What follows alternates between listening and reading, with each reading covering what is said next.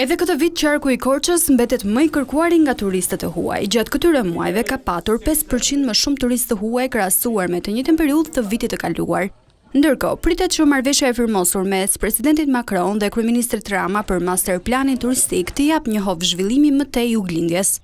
Dhe lajmi i mirë është që edhe në vizitën e fundit të presidentit Macron është nënshkruar një marrëveshje e rëndësishme mes agjencisë të zhvillimit francez dhe Ministrisë të Turizmit dhe Mjedisit, ku për qarkun tonë është alokuar një fond i posaçëm për hartimin e një masterplani, i cili në përbërjet vet do të ketë një plan me investime të mundshme strategjike që do duhet të parashikohen në të ardhmen, në mënyrë që të maksimizojmë interesin përfitues të fluksave turistike që vizitojnë qarkun tonë. Fshatrat e Devollit të Sipërm, si dhe Prespa e vogël, po tërheqin vëmendjen e vizitorëve të huaj.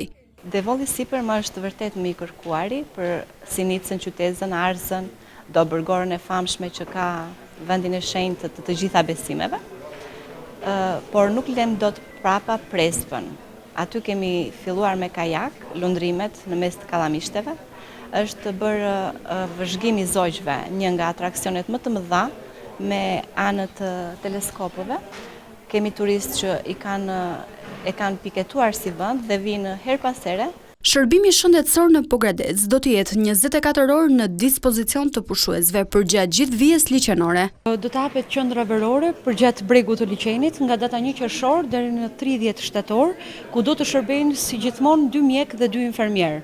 Janë bërë gati ambientat, njëkohësisht edhe stafi i përzgjedhur nga operatori qendror, njëkohësisht edhe gjitha medikamentet të cilat do të jenë në dispozicion të qendrës shëndetësore verore. Vitin e kaluar, 85% e personave që vizituan Juglindjen kanë qenë turistë huaj, numër që pritet të jetë edhe më i madh gjatë këtij viti.